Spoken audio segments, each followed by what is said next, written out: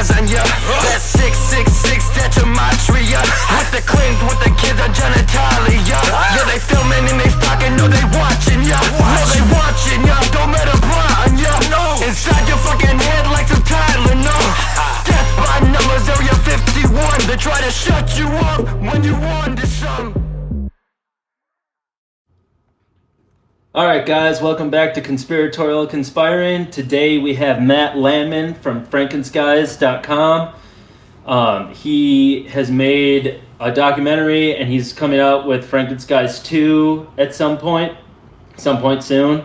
And I'm especially excited to have Matt on today because I've been following his work ever since 2018. I show Frankenskies to anybody with an open mind.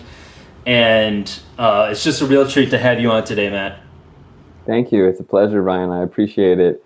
And I'm glad you're spreading the word on Frankenskies. I think we're slowly reaching that critical mass. So when's Frankenskies 2 coming out, man? I mean, I was listening to one of your podcasts that you did with Greg from the Higher Side Chats in like 2017. And you're like, yeah, we're working on the sequel right now. And I'm just really? like, shit, man, 4 years later. I'm just like, 4 years later, it's still not out. That's funny. That's funny that I said that. Well, at the time I was working on a different movie called Altered, and it was about 5G and EMF, and that was going to be kind of like this chemtrails, Morgellon, AI twist. And so I started interviewing people for that film, and I don't know if you know much about controlled opposition, but I ended up with like a whole bunch of interviews that I didn't want to ever show anybody, and it kind of got a little intense. So I just focused on the clothing line, and now I'm focused on Frankenskies 2, which will include some of the footage from the movie Altered that will probably never exist, but maybe one day. But yeah, I kind of, I'm all over the place. Yeah, I mean, I do have my, what do you call, I've got a lot of pots boiling, you know what I mean? Whatever that phrase is. But eventually I get to all of them.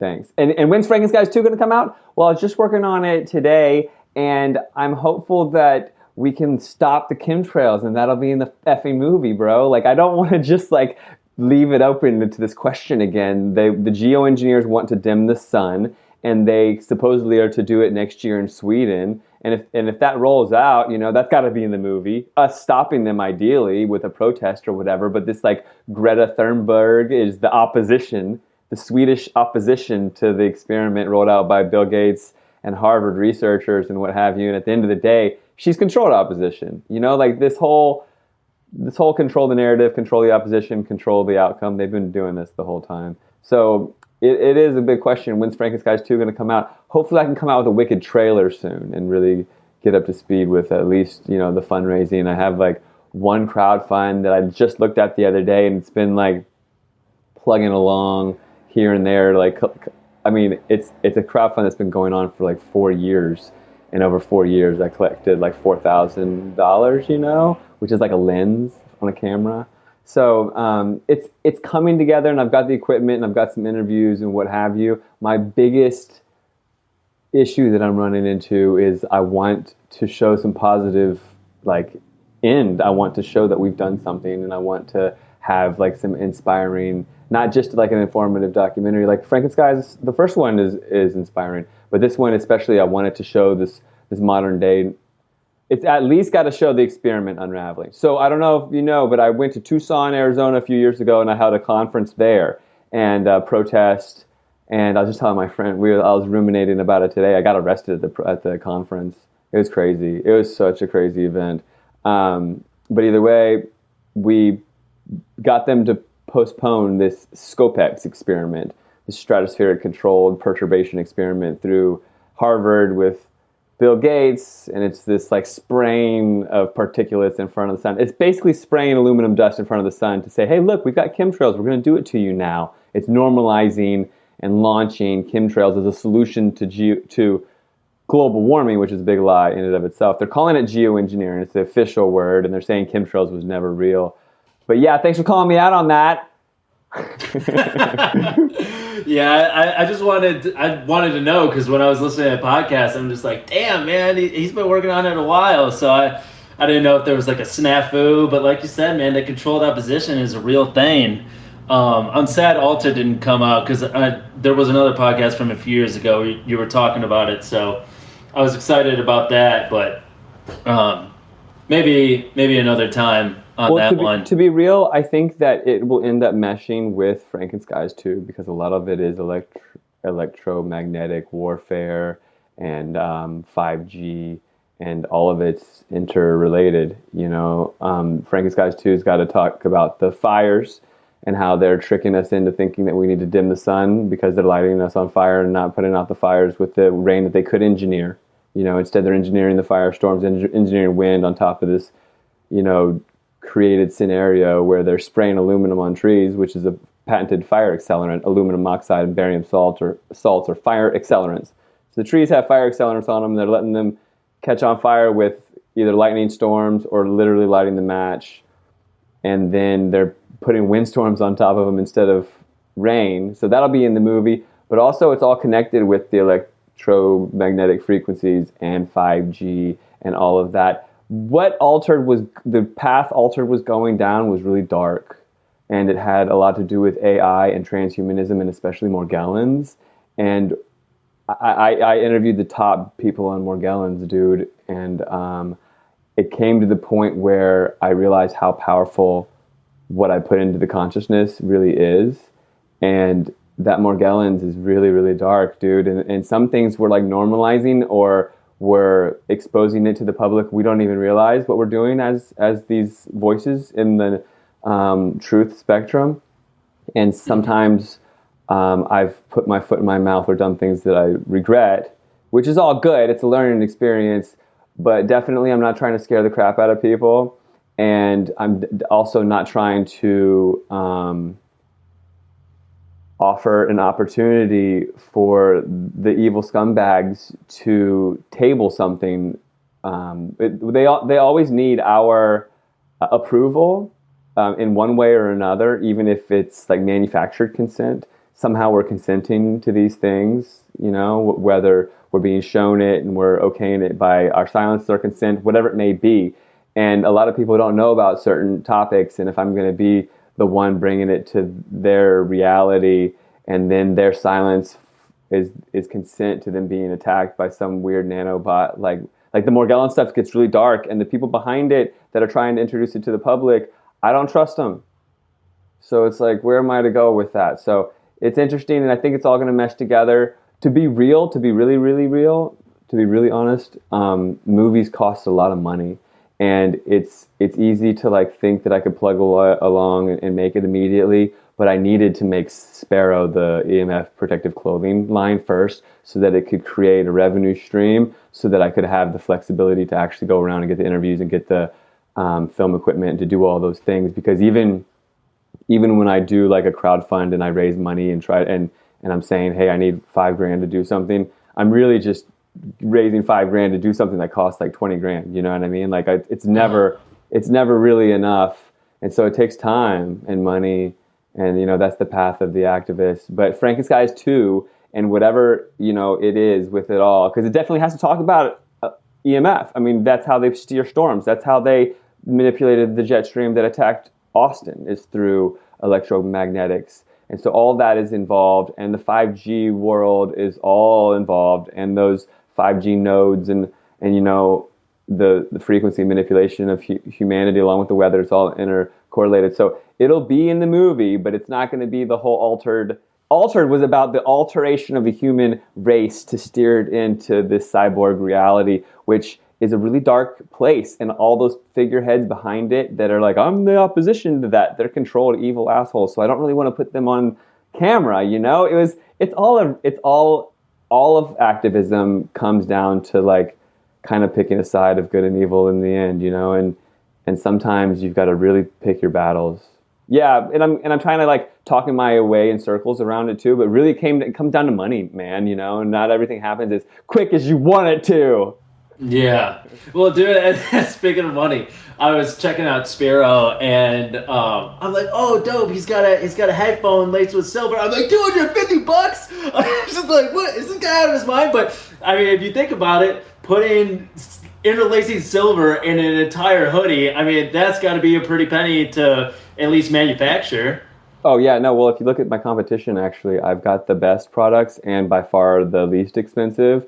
For instance, and my markups like are barely sustainable. I was thinking if I grow as a company and I have multiple employees, there's no way that I'll even be able to charge as little as I do. So like the leggings, for instance, and this is no joke, the leggings, for instance, the material and the technology that it takes to make these silver women's like stretchy leggings, it's super expensive. And when it comes to me, and I got to charge like 120 for these leggings, and I'm hardly making any money. So my competitors, you can search. I can give you a list of all my competitors because I like this whole bring the consciousness, the information, and once everyone knows about EMF, you know, the rising tide lifts all ships. And I'm leading the industry anyway, so I'm not worried about the competition. But all my competitors charge double for the stuff that I have. My baby blankets, they charge over double. The leggings, over double. The hoodies, almost double. Like, I mean, there's like, my hoodies are a couple $100, but the competition is a few hundred, you know. The shirts, like I can talk about each item individually and tell you how I crushed the competition in each I didn't way. mean to come out with like no, it's like, cool. It's slamming you right away like, no, oh, where's Frankenskies 2? I love How it. come the hoodie's so expensive? No, I didn't love it. Do all that. I love it because I get these questions often, and well, for one, silver ain't cheap, and two, there's a trade war still going on with China, and I can get this material from Asia only. It comes from Korea, Japan, or China, and that's the only place where this like $1 million manufacturing process is the only place where these factories work or exist. So what they do is they take these microfilaments of nylon, dip them in silver, and then you have these little silver strings that you weave into a tight fabric. Then you've got silver fabric. I mean, that alone is hard to even do. They don't have that technology in Europe or anywhere except for over there. So the only place that I could affordably get it is China, and everyone like hates China, but it doesn't know what they're talking about necessarily with that whole thing.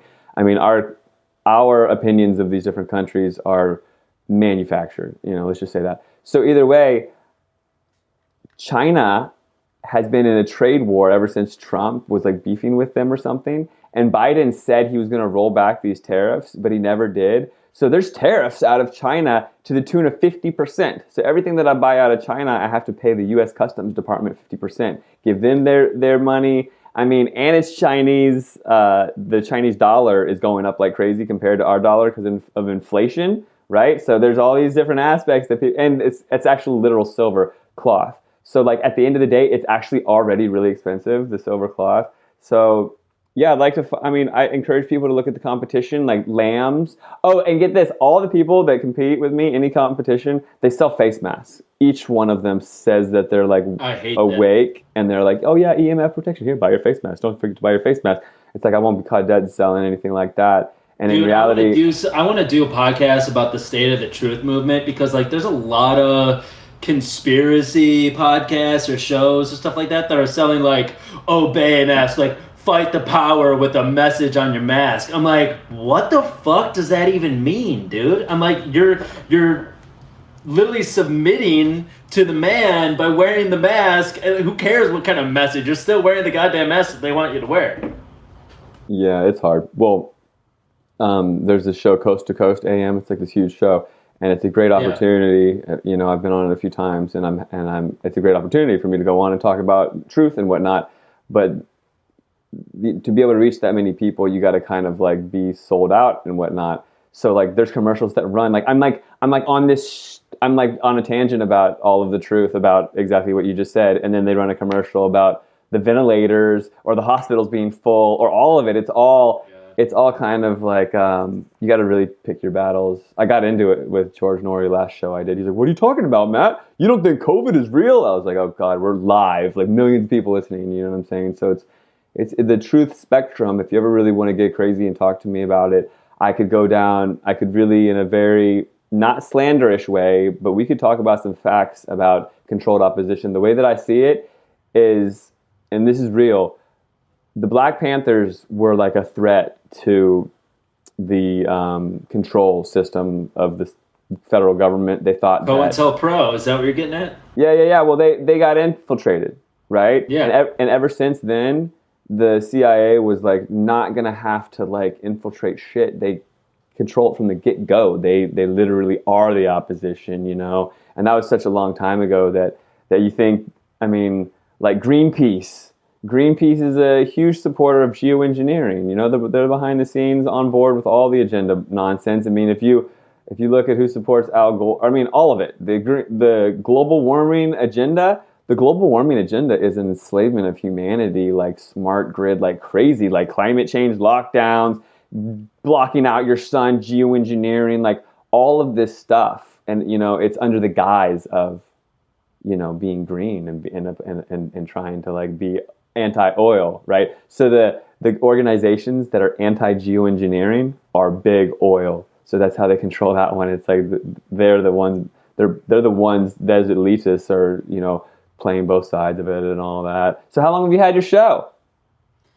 I started it maybe the beginning of 2020. I think I did my first episode in January 2020, and I was just rambling. And at the time, like, what was it? Was it 2019 when Jeffrey Epstein didn't kill himself? And like, I just went down all the rabbit holes, like listening to everything that Whitney Webb was putting out, because she was putting out the best stuff. And just like, I listened to probably every single podcast that anybody was putting out about Jeffrey Epstein. So in the first episode, I was just shooting the shit about different things and things that I'm into, and talking about Jeffrey Epstein. And then like slowly but surely I've been like accumulating these guests, and like I think this is only like my 17th show, but I mean, like I've talked with Charlie Robinson, The Propaganda Report, Max Egan, which was a phenomenal show. Like Crow 777 was one of my first guests on the podcast. I couldn't even believe like Rose booked him for my show.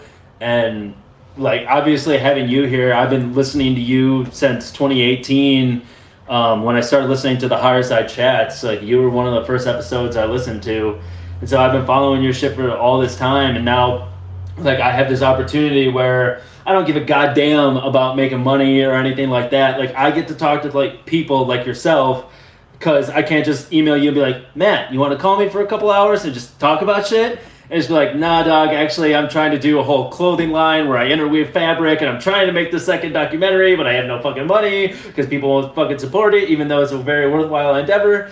So like, now that I have a podcast, I'd be like, hey man, you can come on and promote that shit, and then we could also shoot the shit for a couple hours. So, I mean, that's why I really enjoy having a podcast, and I get to talk to Alex Sekiris this Friday, and then I get to talk to Legal Man on Saturday, and it's just like, dude, people that I love listening to for years, now, like, I get to talk to them. And so sometimes I kind of like fanboy out, especially with the Propaganda Report, because their episode on Tinfoil Hat was like the first conspiracy podcast I ever listened to. And they were talking about the Clintons trafficking out of Haiti, and Laura Gaylor Silsby, and how she was caught with 33, right? Haitian children trying to leave Haiti, and like all of this crazy shit. I was like, this is insane. And before that, I was like listening to Joe Rogan, and I'm so disappointed with the road that Rogan has gone down, because I just think he's shilling out. I mean, once and again, you'll see a clip where he comes out and he's like, people shouldn't be doing vaccine mandates. Like, that's just really uncool, man.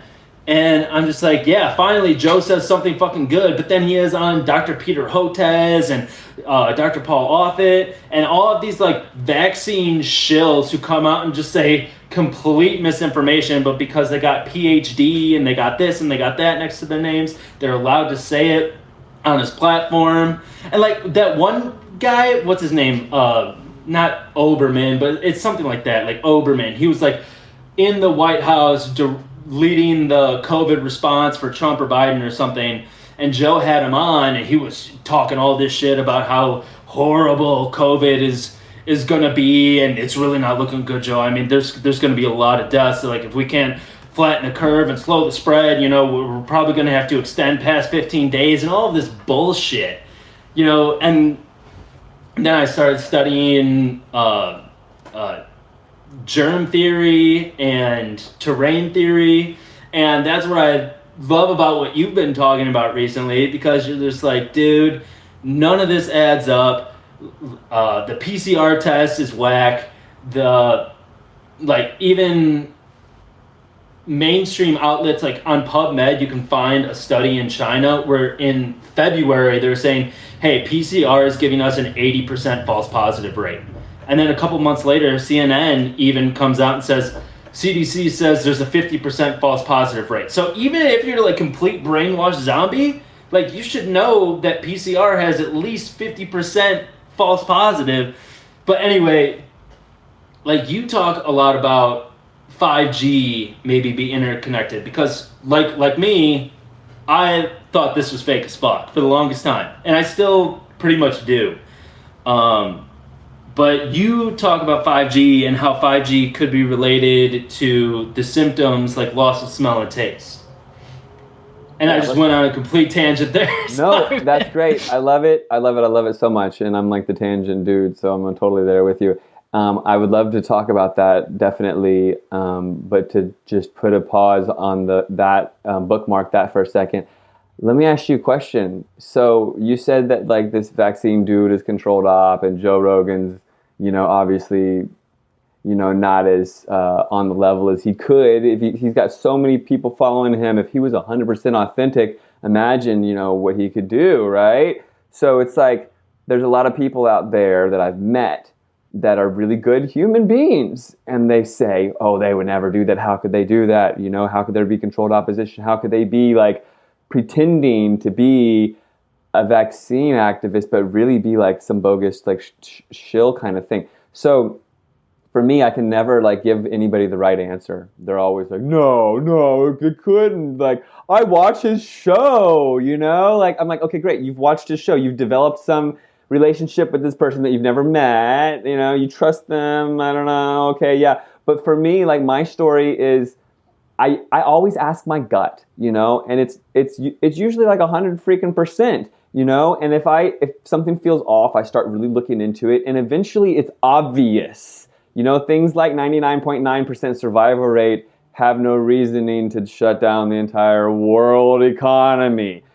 Like certain things like that, you don't have to have perfect discernment, but there is a discernment. There's a street smarts. You're walking down the street in the ghetto of wherever the heck you live, and there's a homeless man brandishing a firearm. Your instinct says, okay, I'm going to go the other way, right? You have a little bit of street smarts. Everyone does in one way or another, but a lot of people will love Joe Rogan. He's like an activist, and he'll have on Roseanne Barr and totally destroy her for thinking chemtrails are real, and he says, oh, it's just plain exhaust and contrails and whatever, and he's a total sellout. Like, for me, I think he should be tried for treason. Like, that's how much I feel about people like this.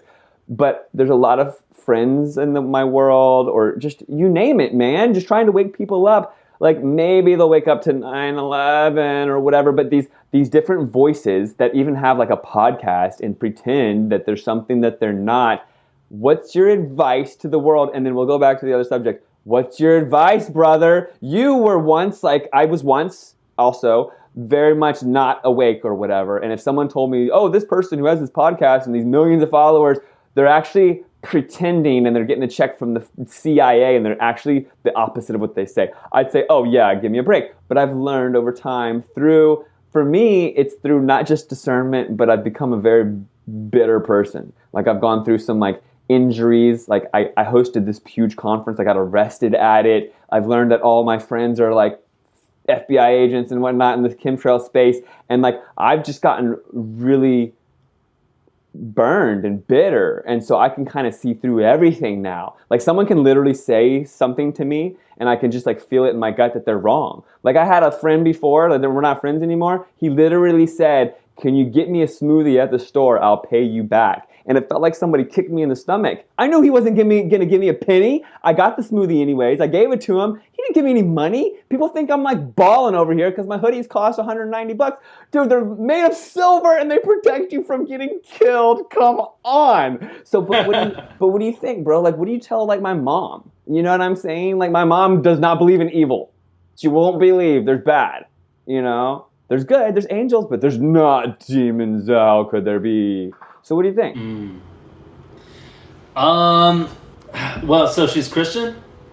No, I'm just saying in general, like my mom and others, they won't believe in evil, but they'll believe in good. Like they won't see what I see because they haven't been through what I've been through. But it's like it to be able to really see the truth, especially with the COVID thing. It's like, look, Fauci is lying, man.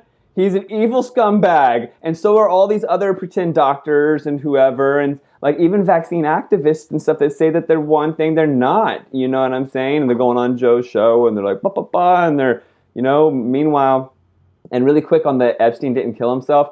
I think a lot of that attention was CIA because Epstein didn't kill himself. That was like a huge viral thing, and anything that goes viral, I question. But people know that what it meant was Epstein didn't kill himself, he was killed, right? But he's not dead. The dude ain't dead. You know what I'm saying? So it's that, even that truther thing, and everyone's just like, I never shared that meme because I always was like, wait a second. And whatever. I like share crazy memes all the time. Like I've got almost 60,000 followers on Facebook. Are you on Facebook? Nope. Yeah, good for you. I haven't been on there in like 4 years, but I know what you're saying with the Jeffrey Epstein, man. I think about this shit all the time, and there's this chick on Instagram, her name's Human Vibration. She's been on Tinfoil Hat a couple of times now. She said that John Benet Ramsey never existed. She was just like CGI, and which, I mean, she makes a semi-compelling case, but she talks a lot about Epstein. Like, Epstein may not have existed. And I've honestly had a lot of those thoughts because Jeff Berwick and Luke Rudkowski literally went to Epstein's Island. That temple that we all saw, that blue and white temple that everybody was like, oh, dude, there's child sacrifice going on in there, blah, blah, blah, blah, blah. Like, they went up to that fucking temple and the doors were painted on. It was hollow inside. Like, it was literally a fake building. I'm just like, did they just make this whole thing? Is this just like a set? Is this just a complete psyop, like fake reality where they're literally setting up buildings to push the conspiracy narrative in a certain direction? Oh, human sacrifice, Q, this, that, the other thing. Like, I my head sometimes spins in the community because when I see shit like that, I'm like, there's literally a hollow building on this island. I'm like, now I don't know what to believe about Jeffrey Epstein. But I'm sure if I had, like, I've tried reaching out to Whitney Webb. I don't know if she'll come on here. I mean, she's too fucking credible for me, I feel like. But, like, if I were to bring it up to Whitney Webb, what if Jeffrey Epstein never existed? What if he was just an alias and, like, maybe she would say, oh, well, he had a CIA passport living in Saudi Arabia from the 80s. I'm just like, yeah, but what if, like, he was just an alias that CIA guys use to go around and do their brownstoning operations, get people in trouble, and that he was CGI, like Human Vibration would probably say. Sometimes, like, I literally get that crazy with it because... Well, it's easy because, like, for instance, Bill Gates' wife... You know that's not Bill Gates' wife that got all that money who he just divorced. She's a man, dude. Right, but the pictures of the original wife, like, where's she at? You know what I'm saying? Yeah. Like, where's the original wife? And dude, that gets you down gotta see Michael Wan's. Michael Wan, do you know who he is? I'm horrible with names. I kind of just, like, do my thing, and then when everyone asks me, like, questions like that, I'm just like... Yeah, I figured you didn't. I mean, you're too busy with all that shit, but... He's been on Greg's show like 5 times or so, and he's just like a synchro mystic. He literally laid out like a 30-minute presentation about how weird it is that the guy that they say looks exactly like Melinda Gates. Like, there's a bunch of synchronicities between them that it's like, oh my god, it's fucking him. Because for a while there was like this guy, this actor that was side by side with Melinda Gates, and it's like that's the same person just with lady hair. And Michael Wan like did some digging, and there's a bunch of weird synchronicities between their spouses and weird shit. So and sometimes, I don't know why I'm going sometimes it's well, I know where we're going is discernment. So sometimes it's so in your face that people will turn a blind eye and say, oh, well, that can't be real. But for us, it's obvious, right? So we have a different open third eye, or we have intuition, or we have gut instinct, or whatever. So that's easy, like the Melinda Gates thing. That's easy. But some things aren't so easy. Like, who do you necessarily trust? You know, like you said, you've heard my show a bunch of times, and I seem pretty authentic, I bet, you know. And like, at the end of the day, you can judge a tree by its fruits, you know. I haven't came out with Frankenskies 2 or Altered, but I made a freaking silver clothing line, bro. The only one in the United States. And Frankenskies 1 and actualactivist.com and like a bunch of other stuff. So I do produce, right? So maybe that builds a little cred. But what do you tell somebody? Not even my mom. Like, that's not the best example. What do you tell? I don't know why. I thought you were specifically asking about your mom. No, I'm just saying, like, my mom fits into the same category as my friends from high school, as these normal people I meet at the grocery store that are, you know, mask or no mask or whatever. They don't know what to think. They don't know what to believe. You try to tell them one thing, and they can easily categorize you in this, you know, othering of all of this stuff now with MAGA and flat Earth and all these things, and they get scared and whatever, and you're just a crazy person. But how do you show people the evil? Like, how do you explain to people that there's so much controlled opposition? How can you explain to something like do you trust Del Bigtree? Let's go there. Yes, I do. Or am I putting you on the spot? So sometimes I will say that I trust Del Bigtree. I listen to his show every Friday. I think he puts out a lot of great shit. But I do think that there is no virus, and you know he's hell-bent on it being like a Wuhan lab created. Yeah, well then he's controlled, bro. I'm sorry, but I draw the line, man, and we're at war. This is a war, but it's like a covert war. Like, the bombs didn't hit your street today, and they didn't hit mine, so my neighbors are not picking a side, but I am. Right? Because I'm on the front lines, and so are you. And I'm sorry if someone has a voice like that, and they're saying it came out of a lab in Wuhan. They know better, bro. There's like, even if like all of this other stuff is true. So either way, that's not a good example. But who do you want to put on blast? And why do you think that they're controlled opposition? And how come nobody else does? Because I face it all the time in the chemtrail space. There's some real the main chemtrail dude is this guy Dane Wigington, and he says, for instance, that anthropogenic man-made global warming is here, and it's so bad that we're all gonna die, and something needs to be done about it, you know? And when someone's like, oh, well, what needs to be done? He's like, well, there is this thing called geoengineering. And he was the one introducing the word to the world before it was a word, bro. I was like, chemtrail conference, and he was slandering me for using the word chemtrails. He goes, you got a word, use this word, geoengineering. Like, geoengineering isn't weather warfare. Geoengineering is dimming the sun because of global warming being so bad we need to do something. It's not attacking Austin with manipulation of the jet stream and all these other things, right? So it's like, at the end of the day, I don't have a problem slandering this dude. I don't do it, you know? This show has kind of gone in an interesting direction. I usually just keep to myself and don't put everyone on blast, because then that makes me look bad, and then people that love him don't believe the stuff that I'm putting out there, and then all of a sudden they got fluoride in their toothpaste because they don't want to believe what I have to say because I talk bad about someone they love. It's kind of this like ego thing. But where does the discernment come in? You know what I mean? Like, where do you draw the line? It's a very interesting topic. So I'll just like think about it for a minute, and I'll talk about the 5G and the COVID. Hold on, real quick. So I'm not ready to throw. I'm not ready to throw Del Bigtree under the bus. Okay, me neither, man. Fine, whatever. I mean, he does. Dude, hold on. He has the thing, the Informed Consent Action Network. There's literally they have boots on the ground, and they are taking cases for people getting fired for not wearing masks or vaccine mandates in the workplace. Like, they're literally pushing back. And if you were controlled opposition and you were doing it right and you were smart, which Ryan, you're smart, and you had unlimited resources, you would do the exact same thing.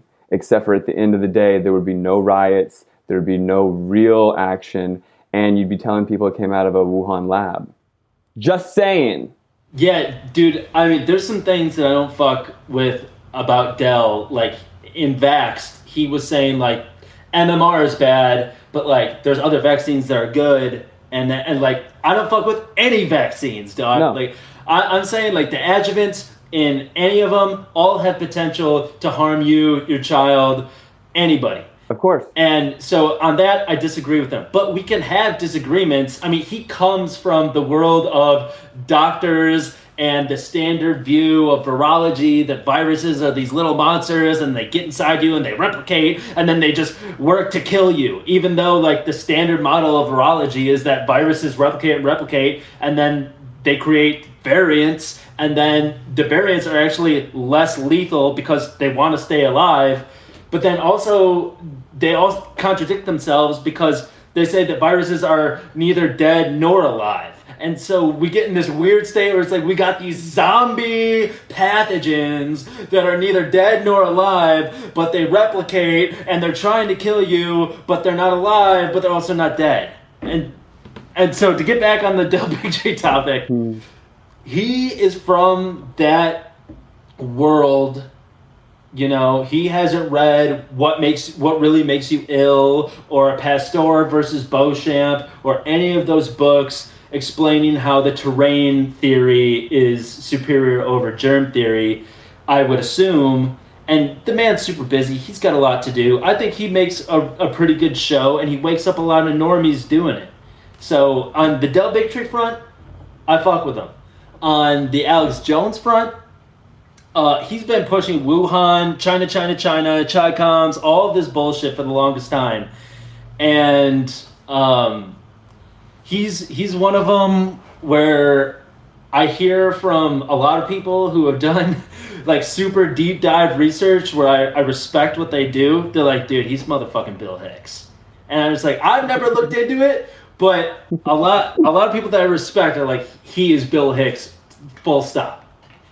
I've heard the same thing. I haven't looked into it. I thought you were going to say he's for sure controlled op because he withdrew the Sandy Hook thing and all this other stuff.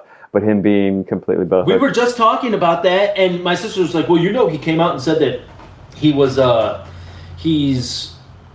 did he say on Joe Rogan's show? That he was schizophrenic, that he was paranoid, and like all of this shit, making conspiracy theorists look retarded. And Wolfgang Halbig came out, and he was doing a podcast with Nathan Stoltman of Lift the Veil, and he was just like, he was awestruck. He's like, I can't believe he was a coward like that, because they were in the lawsuit together. Wolfgang Halbig was like fighting it 100%. He was supposed to like, he managed some kind of helicopter airlift system for the nation, and when Sandy Hook was going down, he's like, oh my god, have they called yet? It's like, no, they never called. It's like the shooting's over and they still haven't called, and they let the bodies sit in the school overnight, and the school has actually been closed for 2 years, and they found a bunch of asbestos in the school, which means it must have been closed for 2 years.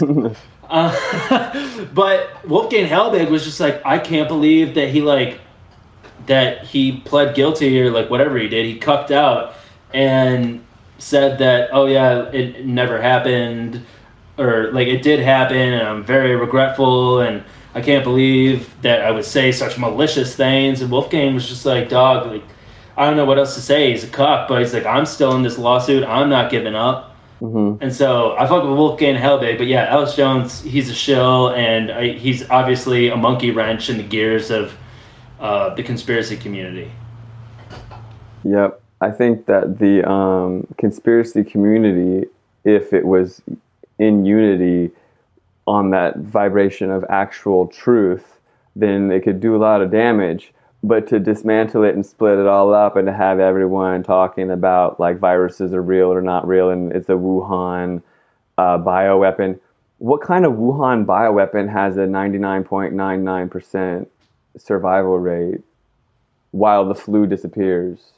I find it really hard to believe. And then there's also like Judy Merkovich. She's on the whole bioweapon thing and all that sort of stuff. And like, you know, there's certain narratives. Like if someone comes and tells me global warming is real and they've got a voice, you know, and they're saying that the planet's heating and they don't mention the word chemtrails, or that the fact that the heating is geoengineered and they say it's from carbon or whatever, they know better in my eyes. And Del Bigtree says climate change is bullshit, by the way. That's good. Yeah, that's great. I'm sure he wins a lot of friends that way in the truth space, because that's real. That is true. But if anybody, I see what you're saying. Oh, I can be a hater, man. I can be a hater. But dude, I try to think from the eyes of these evil scumbags, and I've rubbed elbows with people. Dude, I had multiple conferences where I'm flying people in and begging for money in these crowd funds, and like flying people in, have them in my movie and all this stuff. And at the end of the day, they're like out to get me big time, like trying to like put harm on my family kind of thing, like really not my friends. So like at the end of the, I mean, I'm just like, I'm jaded big time. So anyways, let's talk about the 5G.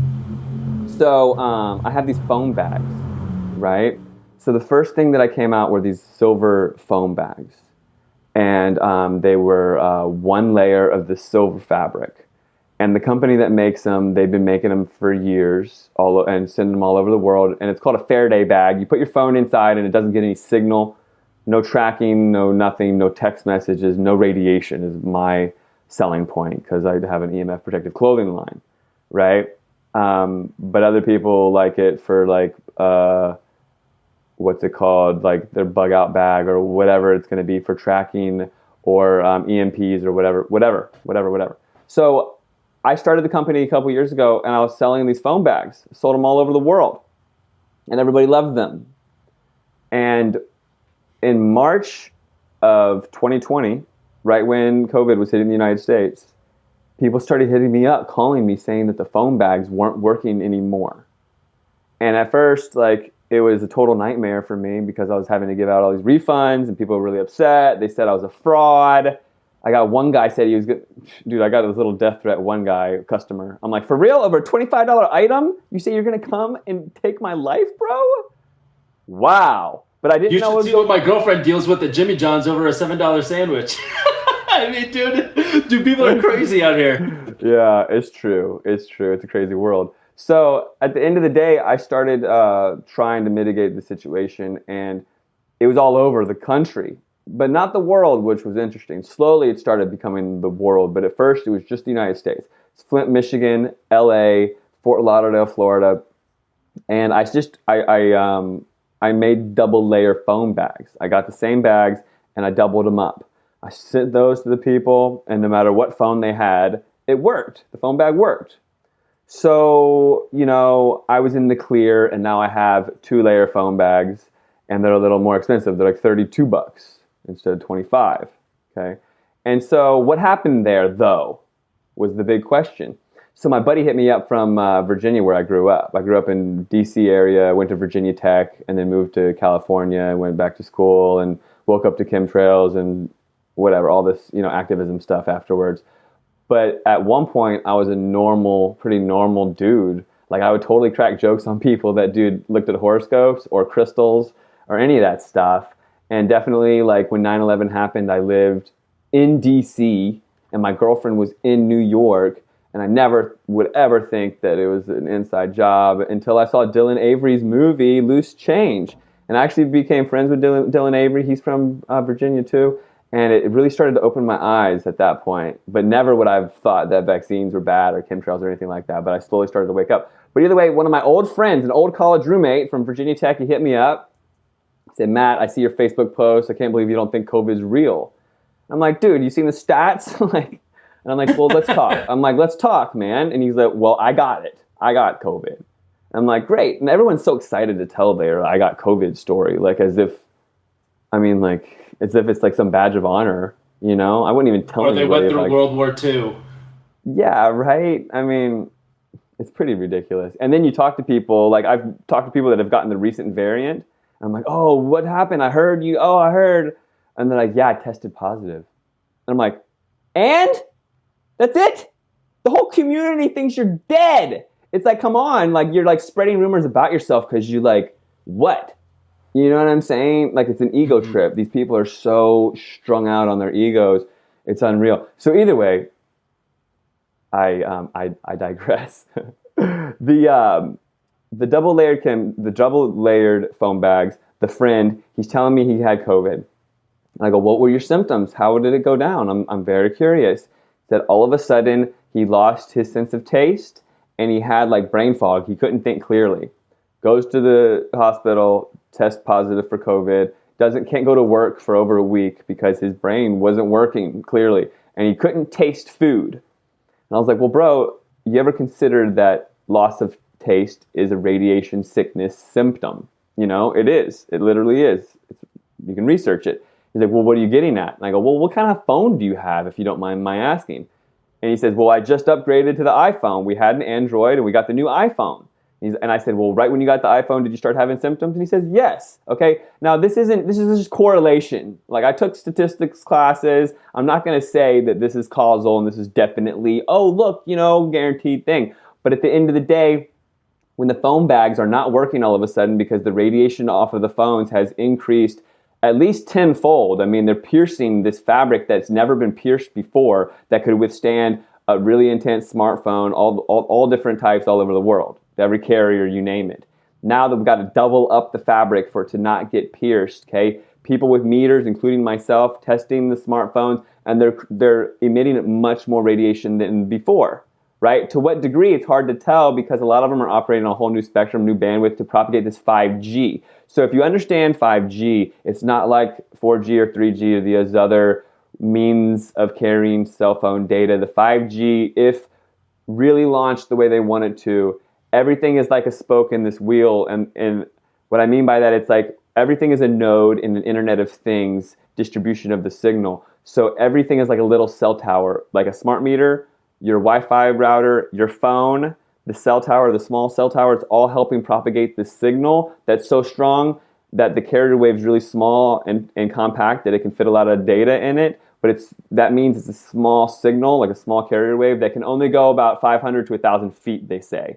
So those old cell towers on the mountainside that emit the signal for miles, the 5G is not like that. They need to push it through the cities, and each phone is helping push the signal, and it's on a new broadband, a new bandwidth that's way more radiation. So LA was one of the first places to launch a 5G Verizon, right? And then right when they did, it was a COVID hotspot, and people are having symptoms that line up to radiation sickness symptoms, The bags are being penetrated. The symptoms are similar to radiation sickness and not like any virus ever before, Like my friend was like, it was really weird. I didn't get a fever. I didn't get sick like a virus. I couldn't really understand it. But they said it was COVID, so it must have been COVID.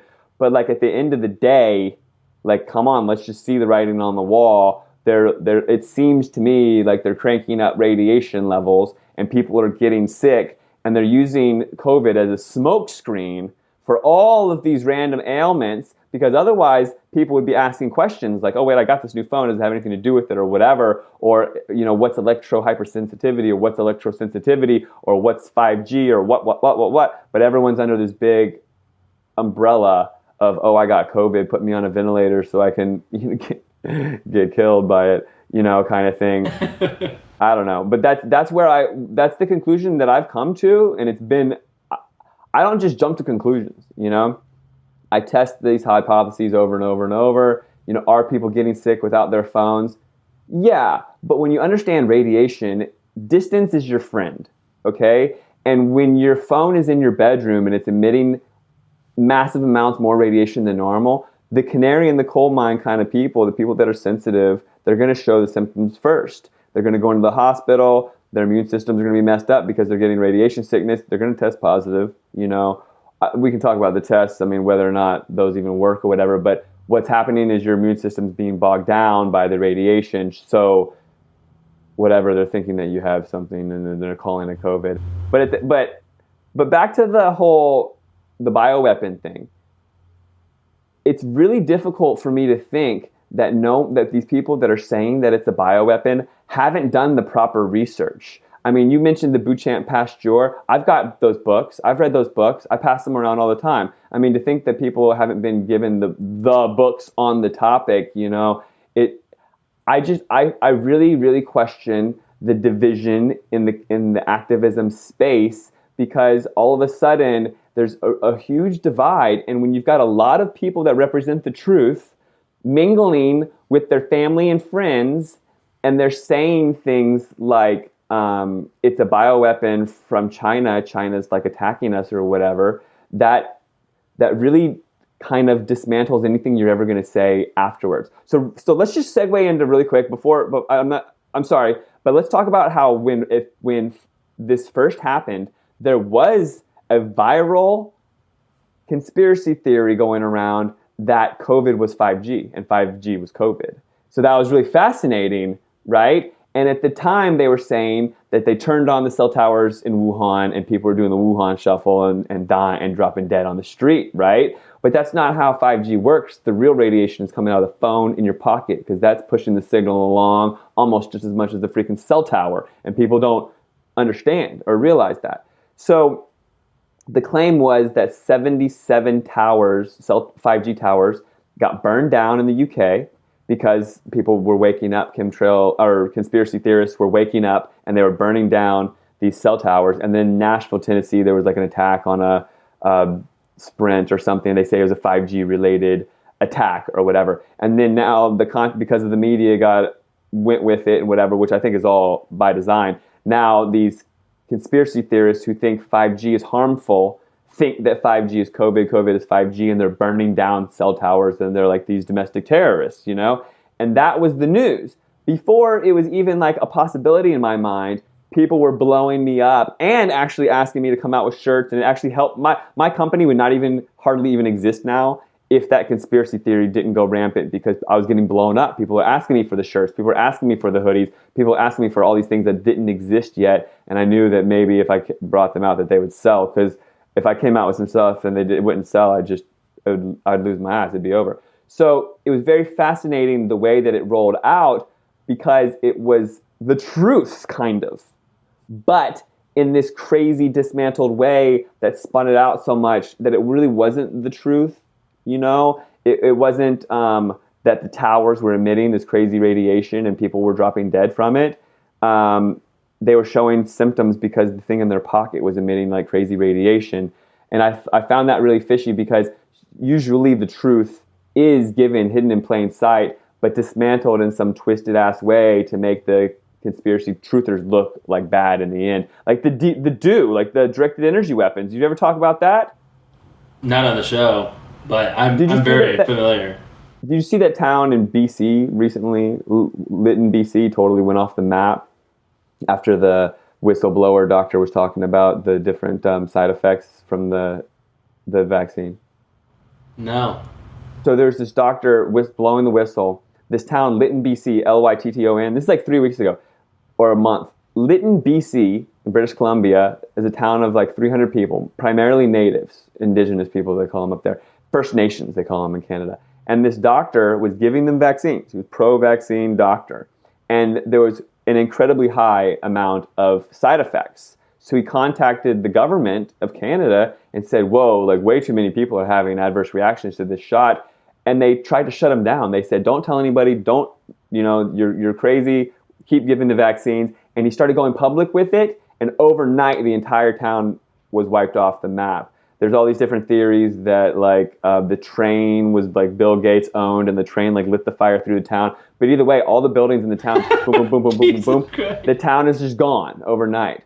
So I live in Ashland, Oregon, Southern Oregon, where we had some crazy fires 1 year ago that were mad suspect, and I attributed them to the smart meters, and I mean like literally like war. We're like at war. We're literally under attack.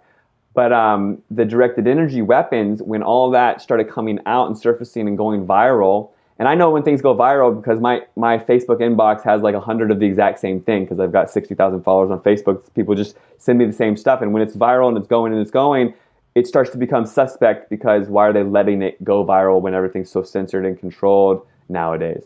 So the drones are shooting lasers and blowing up the towns with directed energy weapons.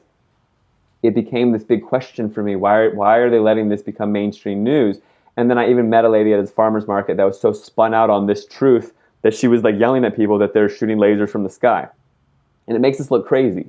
But what was the elephant in the room that wasn't being discussed are these smart meters on each home that are designed to be able to surge to the point that they can cause an electrical fire throughout the whole home and pulverize the home and turn it to dust. Not a mention of this, but these crazy cloaked drones are supposedly zapping everybody with lasers. But in reality, the truth is right there, hidden in plain sight. Kind of, if you have the tools or the information, to utilize. So yeah, the smart meters integrate that'll get into Frankenskies too, as well, because like I said, where I live in Ashland, Oregon, but the next town over, Talent and Phoenix, these two towns, They lost 2,400 homes in the middle of the day 1 year ago. And the homes that went up all had this one Aclara 210 smart meter that didn't have a surge protection to the main line.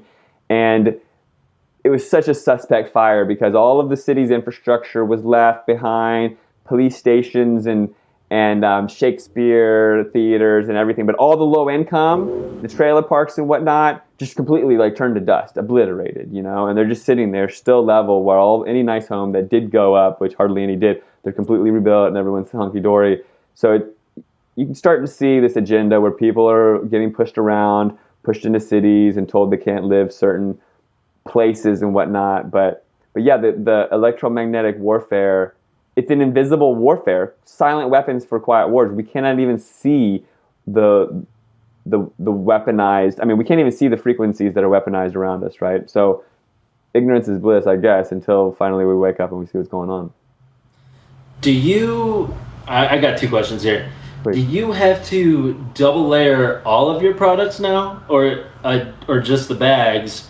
And the second question was, so I've been listening to a lot of your interviews, as I mentioned earlier, and I asked some guys at work, I was like, have you guys have COVID? Yeah, they're like, yeah, we both had COVID. I'm like, do you have 5G phones? And one was like, no, and the other one was like, yeah, but when I had COVID, that was months ago, and I just got this phone. So if it's the phones, is it the smart meters maybe that gave them the radiation poisoning, or what would you say if they didn't have the 5G phone? Well, it's not just the 5G phone. It's even the Apple iPhone 8. Like someone had the iPhone 8, and that was one of the first people that said that the phone bags was being penetrated. And then my friend in LA, he had an iPhone 8, and his phone bag started being penetrated. The 5G infrastructure utilizes not just new phones, but old phones to help repeat the signal. They're like all repeaters, and they can help repeat the signal by being on the same bandwidth and not necessarily be a 5G phone, right? So that's what was happening there. So all of them ended up emitting a lot more radiation, even if they're not necessarily 5G phones, they're still helping the signal along. And then for the phone bag question, well, the phone bags eliminate the signal 100%. The clothing, not necessarily 100%. Like this beanie that I'm wearing, it's a blend, and that makes it breathable. The thing about the silver material is if I made clothing out of that double-lined silver, it'd be like literally wearing armor, and you'd be sweating bullets in like 10 minutes, and you'd be like dumping sweat after like 20 minutes. My first prototypes were of this, the really good silver material where you put your phone in and it loses the signal. And it wasn't realistic, dude. Like I was sweating so much, I was so hot, and it's just not breathable. And that's another thing about my competition. Like my major competition, Lambs, Lambs, like sheep, lambs.com, they're like the biggest competitor that I have. They sell this COVID like snapback glove that like goes on your belt, and then you can open doors and not touch things because you're afraid of germs. They sell face masks. They say all their stuff is like NASA inspired, and NASA's like total liars. And either way, I'm not trying to bash them too much, but they sell these shirts that, for one, you can't wash it or you mess up the material, because it's the main silver that I was talking about. But also, it's not breathable, dude. I've worked with the same shirts that they have. Their shirts are cotton shirts with the silver as another layer, so they're 2 layers. And the technology that I have now is it's a blend, and it's a tight enough blend that it offers 99% radiation reduction, but it's enough that you're not killing yourself because there's a balance there.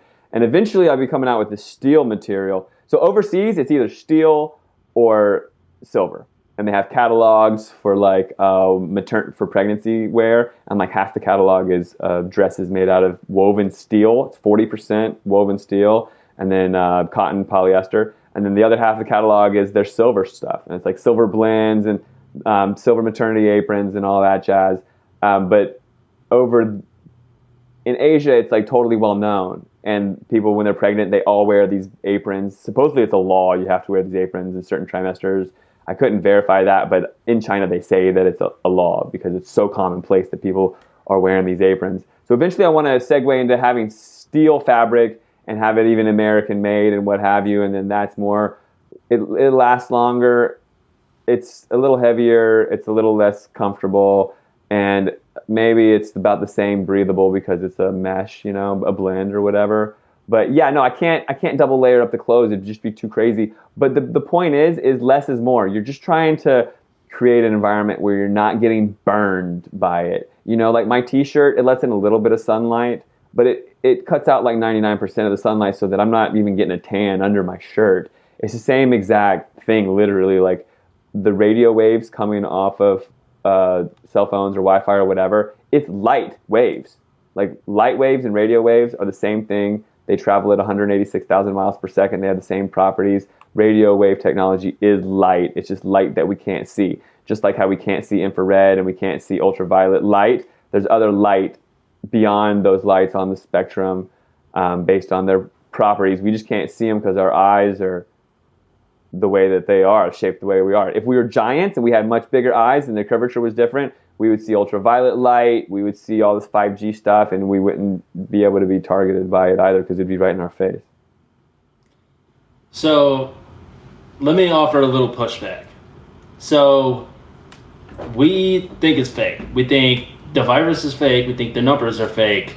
So how can we then turn around and say, well, it's actually 5G is COVID? It's like, wait, but you think COVID is fake. It's like, well, yeah, but the symptoms, and then we have to start playing like the runaround game and try and explain everything. And so if we think that it's all BS and the numbers are BS, and like if you really work out the numbers and, you know, that 94% number that they came out with, the CDC saying 94% of people that died with COVID had at least 3 other comorbidities like cancer and diabetes and all of these other things that they most likely died from and not COVID. They're saying 6% of people exclusively had COVID.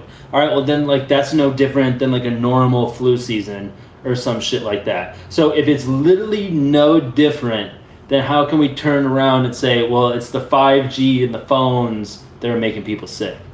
Well, yeah, it's a great question, and I don't even hardly bring it up. Unless someone's like super woke and like on that level with me. It's a smoke screen. So during that global smoke screen, they're able to pull off all sorts of things, you know, as well as like, I mean, like the first thing that happened was all of a sudden there was a coin shortage and we were supposed to like stop using currency, you know, like that was a new world order agenda right there to go digital dollar slowly but surely. And it's being pushed under the smoke screen of like germs on your money, right? So it's all these agenda at once. And I was talking about this yesterday. I was on a Charlie Robinson show, Union of the Unwanted, or whatever it is. But it's just like how they got rid of the lead in gasoline. Okay, a lot of people don't know this. There was lead in gasoline, and yeah, sure, you coat your engine with lead, it'll get a little stronger. But all that lead was spewing out onto the streets of the United States. People were getting sick. Children were getting sick. Lead does not go anywhere once it's like in the grass and in the neighborhoods and whatnot. And to just completely get away with it and to sidestep any liability, there was the side story that children were eating lead-based paint. They weren't, you know? I mean, like, you'd have to really eat a lot of paint, and how would you be eating all that paint? And it doesn't even make any sense. But at the end of the day, if you realize that there was a think tank creating that smoke screen so that they could get the lead out of the paint so that we couldn't protect ourselves from 5G 40 years later or whatever, you know, that's diabolical. And then at the same time, they were able to just switch it to unleaded, and no one was any the wiser, so the petroleum industry couldn't get in any trouble for that. I mean, they create these little smoke screens. I mean, when the Boston bombing happened, that day, I wasn't even awake, but the day of the Boston bombing, on the secondary news headline was that the U.S. was facing war criminal charges for what they did in Iraq, right? They went into Iraq saying that there was weapons of mass destruction, all these things, and they were facing war crimes through like the International Tribunal. And because Boston bombing happened, all that was swept under the rug. It's just a big smoke screen to not get in trouble for what they're really doing. You know what I'm saying? They do it all the time. So, but you got to really understand false flags and all the deeper stuff for even to be presented that information. So if I'm talking to a normal person, I just say like, it's a rebranded flu season. Like everyone that's got the cold and the flu, they're saying it's COVID. No one's really dying. But that whole narrative I can't even say anymore because I think people will start to die from the shedding maybe. And it's like it's a whole nother story now that people might actually get sick from what they put into everybody, you know, because before people weren't really getting abnormally sick except for, yes, some radiation sickness symptoms and whatever. That would have been obviously radiation sickness symptoms if they didn't have this big smoke screen, you know, like loss of taste because I got the iPhone 11. It's pretty easy to put together if there wasn't some big global nonsense going on at the same time. So to answer your question is, you got to meet people where they're at. Find people on their level. Like if you're at the water cooler with Joe, your coworker, and you know that you know the word chemtrails scares him, you introduce it to him in a whole new way. And you say, oh, what a beautiful day. These white fluffy clouds. There's no planes in the sky and the blue cobalt sky. I love it today. Pretty abnormal though, isn't it? You know, and then you can plant that seed. So then when the day is totally gridded, he starts to realize, wait, the other day was gorgeous. And you start to plant these seeds of basically hope and not fear. You kind of flip it on its head because people can really turn a blind eye when you start to get really conspiracied out. That's why the powers that be run through with the do or the 5G COVID and they grab that truth first.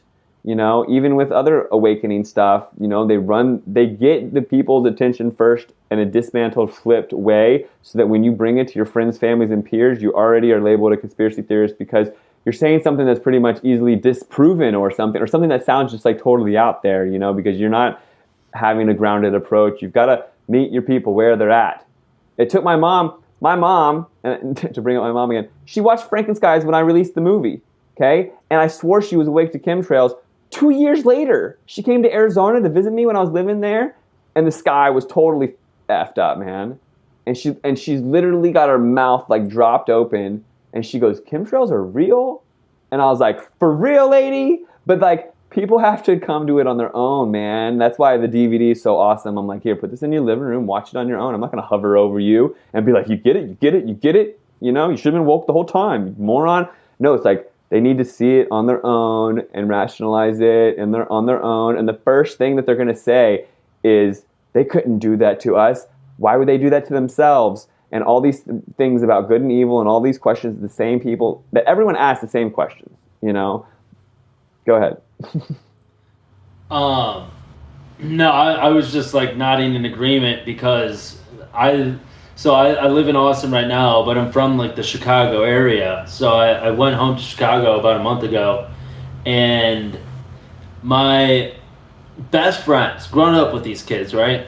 And, you know, I asked them, I'm like, are you vaccinated? And they're just like, well, yeah. And I was like, like my eyes just glaze over, and I'm just like the wind came right out of me. I'm just like, you got it? You didn't think to ask me? Like you could have came to me. All I do is listen to podcasts. I listen to every fucking voice under the sun. I listen to the alt left. I listen to alt right. I listen to the middle. I listen to fucking Bernie. I listen to fucking Steven Crowder and Ben Shapiro. I listen to all of the conspiracy guys. Like I have all of this massive information. You know this is like my thing. Why would you not come and ask? And like you said, like, well, I'm not gonna hover over. And it's like sometimes I wanna hover over. What are you doing? This is really bad. And I don't think you grasp what you've just done. Like my buddy, every time I would go see him in the city, because he lives in the city, like every 3 weeks, I'm out in the city hanging out. We'll go out, have a good time. But like, while we'll go to a bar and we'll sit, have a couple of beers before, you know, we start the night. And we'll just bullshit for a couple of hours and be like, bro, tell me what you've been listening to. So I'll lay it out like, oh, I just watched this JFK documentary, and it turns out that this guy JD Tippett, who was also like a 33rd degree Freemason, they cut his face off, put it on JFK, like whatever the fuck. And like that's a bastardization of the documentary that I watched. I'm just using hyperbole at this point, but like I would tell him some super interesting shit and some like real shit. And I even showed him the Frankenskies documentary at his house. He's like, bro, he's like, every time you come over, it's something new, and I fucking love it. Well, I go back to Chicago, and I'm like, let me ask you a question. Did you get vaccinated? He's like, I took the first one. I'm like, bro! I'm like, I had you. I taught you everything that I know. You fucking ate it up. Like, you were on the same wavelength. Well, I was telling him that COVID was fake in January, when it was still, like, in China. Or like it had just gotten here, and I'm super big into gematria, and the gematria was just like, this is a complete script that they're following right now. So I was telling him all about it, and in February his coworkers being like, oh, have you heard about this like new virus? I guess like a couple people have died, and he's like, it's fake as fuck. Because I had him right where he needed to be, and like I'm not the end all be all. Like you want to look at my information, you want to check my sources, I'll gladly send it to you. I have no issue about that. Like, check my shit.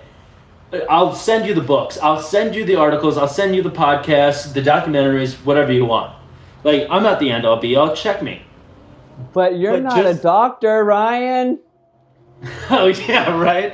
I'm not an MD, PhD, fucking this, that, the other. Oh, my God. But I just can't believe that, like, you lead someone toward, like, they're literally in the light. They're saying COVID is fake. And then a year later, they get this shot. And I'm just like, bro, like, that hurt me so bad. And, like, there's a lot of people, which I think, like, it's probably half shot, half placebo, you know, because it's in trials until 2023.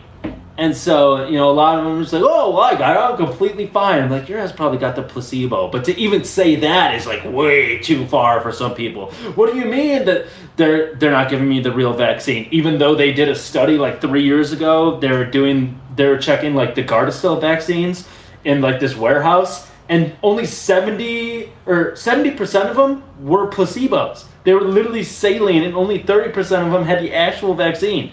Which is like, this might have been going on a long time where, you know, that's why we don't see crazy amounts, even though we do see a lot of amounts of vaccine injury, why we don't see an avalanche of it every year from these vaccines is like, they might be giving 50-50 placebos for a long time now. And I think they're 100% doing it with COVID because, of course, it's a trial, and Pfizer even says it's in a trial until 2023. So why wouldn't they be doing it?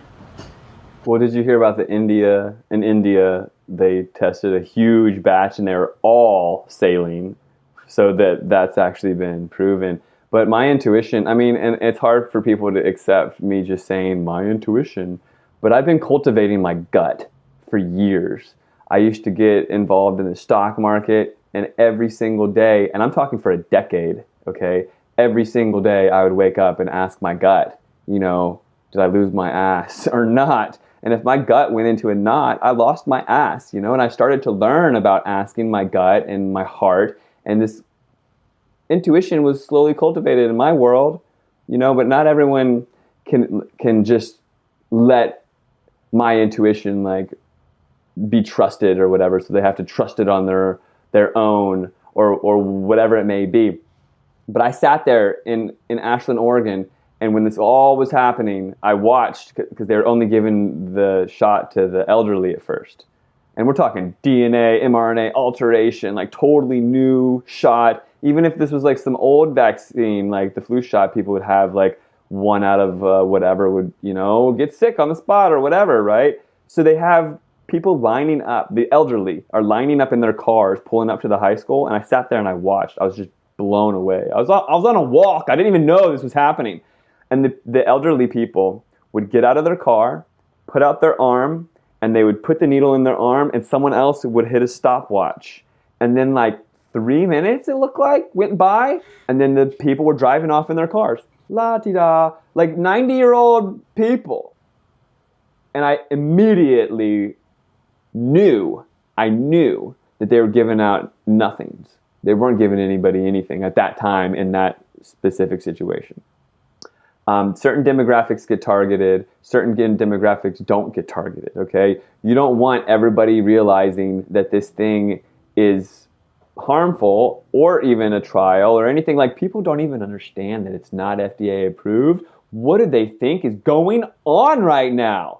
How could you possibly, your friends back home, I wouldn't even go and ask my friends back home because, for one, if they said that they had gotten it, it would just end, I would just be like, okay, well, then that's the end of, like, because I'm really drawing my line in the sand of who I'm going to interact with and who I'm going to befriend. And I'm not going to hang out with someone who's lining up to get the next alteration, because it's going to, in my opinion, it's going to slowly evolve into some, like, transhuman nonsense. Once your immune system is compromised because it needs some injection to tell it what to do, okay, it's going to be a slow and steady, oh, you need your next update to get your nanobots, and oh, well, you need this thing on you to regulate those nanobots, and oh, la, la, la, la. That's like literally dismantling your immune system, your ability to be a human being, and they're just going to introduce technology into your body. I don't want to have anything to do with those people, personally. So I don't even go there. I mean, I've already kind of like lost all my friends for being the chemtrail guy. Like, that happened pretty early. And it was a big dismantling.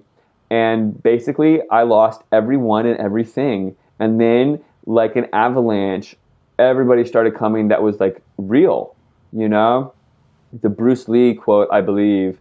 But as your vibration starts to rise, you lose everyone. But there's a whole nother threshold, a whole nother plateau of people like waiting for you. You just don't know it. You just have to increase your frequency to that next level, and then your vibe attracts your tribe. Unfortunately, a lot of us are going through it right now. Like, families are being divided. I literally know people whose families are being split down the middle, and people are having the courage to say, I represent truth, and I cannot show my children that this is okay, and we have to get separated because of this. And are you out of your mind? Like, I know people that claim that they're cool. They claim to be cool, man. And they got it. Like, they know about this and that and things and stuff, but they're like, oh no, this is different, Matt. I'm like, yeah, it's real different, bro. You're really dumb this time. But yeah, it's And you come from the left, right? Like you were a lefty back in the day. Oh, well, when I grew up in D.C., I pretty much, or Northern Virginia, I don't know what left and right means. Like, I pretty much hate those words. Does left mean Democrat? I was a Democrat at one point. Yeah, that's what I'm saying. Like, all of my friends who are like lefty, liberal, Democrat, whatever, like, and Sam Tripoli talks about this all the time. How, the left used to be like Rage Against the Machine, fuck the corporations, all that cool shit. Mm-hmm. Now it's like rage on behalf of the machine, like Sam says. It's like, literally, dude, these motherfuckers are ride or die with Moderna and Pfizer. Even though, they've been fucking sued into oblivion, Pfizer paying a $2.3 billion fee, which is nothing for them because they make like $30 billion a year. So what the fuck is a $2.3 billion fee? They don't give a fuck. So, they paid fees out the ass for a bunch of products, and then Whitney Webb was talking mad shit on her podcast about how, like, Pfizer or AstraZeneca, one of those goons, they had a bunch of rotten vaccines that were so bad that the FDA is like, yo, get that shit the fuck out of here. So Pfizer, what do? They bundle it all up, send it to Africa, and give a bunch of kids, like, fucking meningitis or whatever the fuck the vaccine was for. So, literally, these criminal organizations, these people are ride or die for. And it's really hilarious when they talk about, like, all of these other things, these other corporations, oil and gas, and it's like, yeah, dude, fuck those guys. Like, global warming's fake as fuck, and we're against pollution, but global warming is also bullshit. Like, you're gonna demonize those corporations, but we're not gonna demonize Big Pharma? Like, we all fucking hated Big Pharma. Now you guys love Big Pharma? What? Like, the brainwashing that we're going through right now is literally on a scale maybe unparalleled in the U.S.'s history, but it's literally fucking crazy.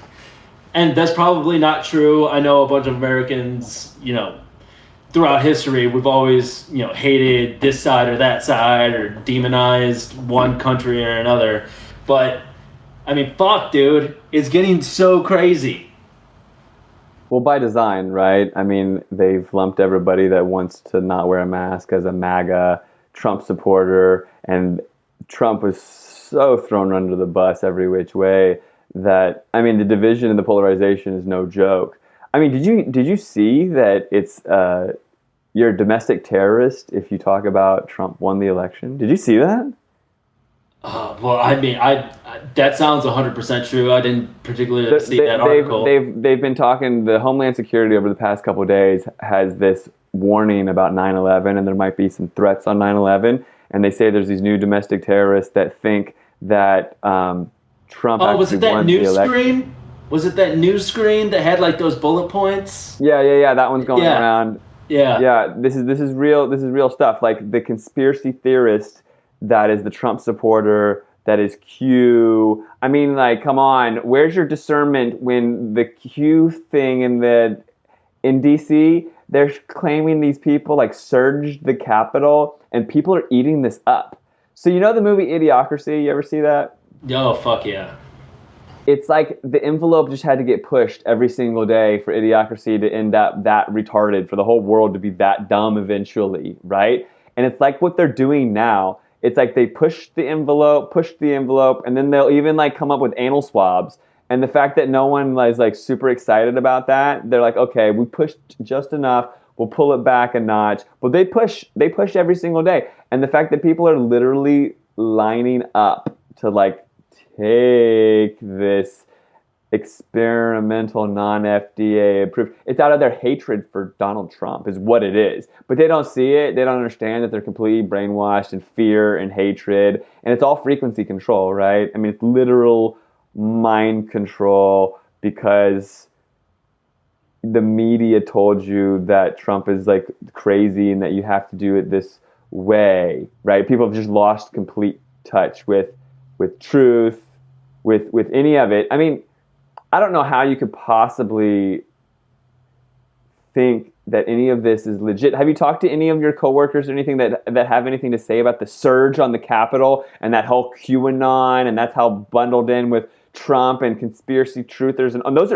are the anti-vaccine, anti-maskers, or like these surging the Capitol like terrorists, like literally. But that was the whole Q psyop, right? I mean, the whole Q thing was to lump us all together, the retarded conspiracies and the real ones, and then just make it all the same thing. Well, they've done a really good job at it because at the end of the day, we're becoming completely demonized, and people are willing to line up and get an experimental vaccine to not be lumped in the category that we're in now. Or still wear a mask, even when the CDC came out and said, you don't have to wear a mask anymore, like the vaccine will protect you, yada yada. People are like, I'm still wearing my mask because I'm not going to be associated with Republicans. I'm like, dude, Republicans, retarded. Trump, retarded. Q, retarded. But where is the common sense? It's all gone. I don't know if you're like a Trump guy or whatever. I don't think so. I'm pretty sure I've heard you say that you think Q's like a retarded psyop, but you were saying, and that's discernment. There's discernment again. How do you convince somebody who's listened to Q and thinks that they're dropping truth and that they're a whistleblower? I mean, these whistleblowers, they just have to say that they're a whistleblower and people eat it up because they're risking their life and all this stuff. Let me tell you, people, most whistleblowers, if they're real, they don't make it. They die. Either they get the whistle blown and they die, or they die before you hear anything. I mean, Ted Gunderson was exposing satanic pedophilia, elites, and chemtrails, and he got killed. Prince, Dick Gregory. I mean, these people were like exposing these things. They die. The people who drop the truth, they die.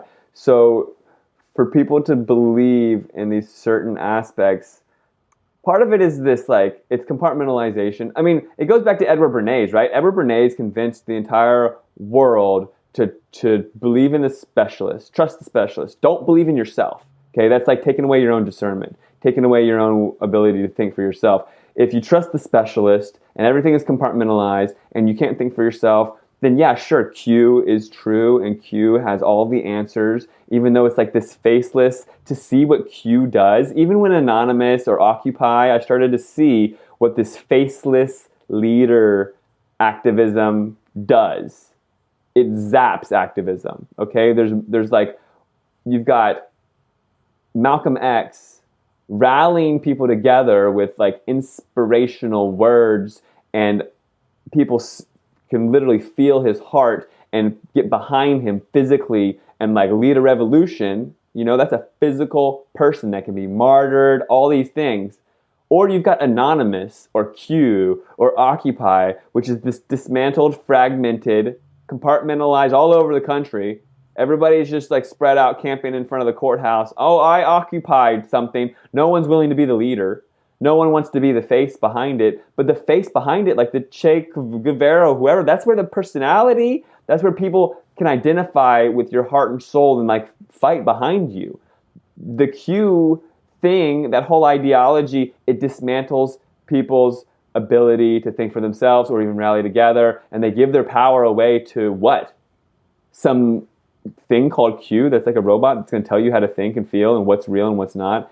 I mean, I could see that from a mile away that it was bogus, but I still have friends that think it's legit and love it because it's a whistleblower and their ego gets involved because they found it or like they believe it. And I mean, it's part of this like identity crisis where if they realize something that they believed was not true, it's like NASA. You can show people endless NASA nonsense, but if it's part of their identity and they've loved it for so long, then how could they ever, like Crow calls it, nostalgic programming.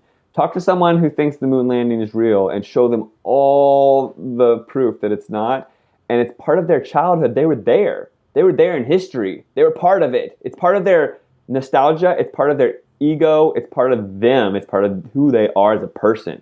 Try to take that away from them, and it dismantles them. You know, it's pretty scary. But in the end, the truth sets you free from all of it, right? So, like, take away the shackles, take away who you are. You know, I mean, shed all that crap, and then you can reveal, like, your true self, right? I think that's a great point. I think that, you know, the more you anonymize these groups, then the easier it is for the people to hide behind the mask. Like, oh, I support Q, or I support Anonymous, this group of hackers that's going to expose all of these globalists, elite, and stuff like that. I think that's a really great point. I don't know how much time you got left, but there was a ton of shit that I wanted to fucking get to. There's something I want to show you, but real quick, fucking chemtrails. People, if they're listening to this and they're more curious, they're gonna go on Google, they're gonna type in chemtrails debunked, right? So the first thing that comes up, Mick West Metabunk, and he's got like pictures of chemtrails for the last 70 years, dating back to like the 40s. He's gonna be like, well, conspiracy theorists say that, you know, they only just recently started coming around. Here's pictures and manuals and stuff like that of them all the way back from the 40s. So, like, what do you say about Mick West and Metabunk? Well, in the mid-'60s, the high bypass turbofan jet engine came out. And these jet engines are just fans. They're these turbofans, okay? They're not blowing hot air. They're basically like propellers on a plane, right? They're blowing the air that's out there in the environment. So there's not this like crazy combustion, this crazy hot air coming off of like a jet engine like we're envisioning. It's not even like that at all. All right? It wouldn't be efficient to have some like crazy hot combustion, blasting hot air coming out the back. The planes are super efficient, and if there was super hot air coming out the back, I mean, my dad was a pilot, for instance, and we'd fly through a flock of birds, right? and the birds get chopped up through the turbofans, through the engines, but they're not like cooked. They're just chopped up. It's just a big spinning fan blade. These 2-ton steel and titanium turbofans, they smashed into the Pentagon and disappeared into plain sight. But we're talking like Rolls-Royce 2-ton steel turbofan, like big fans. There's no hot air from the get-go. So that's one thing to like talk about when you're going down that rabbit hole of, is it a contrail, chemtrail? There's no such thing as a contrail. There's no condensation. There's no hot air, right? Because that's their claim, is there's hot air. Before the 60s, jets had hot air coming out the back, So then there were situations where there was a condensation trail and what have you. The technology, though, for the aerosol program goes all the way back to the 20s. Like Frankenskies starts in 1921, where they're sharpening their tool and spraying different things. So to have photos going back and saying, look, they've been doing it for a while. Yeah, they've been doing it for a while. They've been spraying different things for quite some time. And the main component that they sprayed in the sky was dry ice at first. Dry ice makes it easy to seed clouds. And all these old military footage that's in Frankenskies, they're using dry ice to seed clouds and experiment on hurricanes and exacerbate hurricanes. When they think they're going to quell them, they actually make outer eye walls and make huge hurricanes. And what's dry ice? Drum roll. Carbon dioxide. It's frozen carbon dioxide. So they've been spraying carbon dioxide in the atmosphere to manipulate the weather, and then saying that our carbon dioxide is actually so bad that it's messing with the weather. I mean, if that's not putting their foot in their mouth, I don't know what is. So Mick West and his nonsense, they try with all of that metabunk and Snopes, they'll confuse you with all of the details, right? Like they act like they've got it all down. They'll show you this and tell you what it is and what have you. I do presentations like literally comparing what they say to basically they'll tell you there's a conspiracy, but then they'll tell you they've got a solution to global warming, and it's literally the exact same thing that they're saying is a conspiracy. So they're literally pushing geoengineering, which is spraying chemtrails in the sky, while telling you chemtrails are bogus, using the same exact photos, brother. So like that alone is just like, you got to use discernment. You got to read the writing on the wall and be like, wait a second, what's geoengineering? And you say chemtrails aren't real, but geoengineering is chemtrails. And you're even in the promotion of geoengineering, they're saying it'll look like this, and they're showing skies that we've already seen.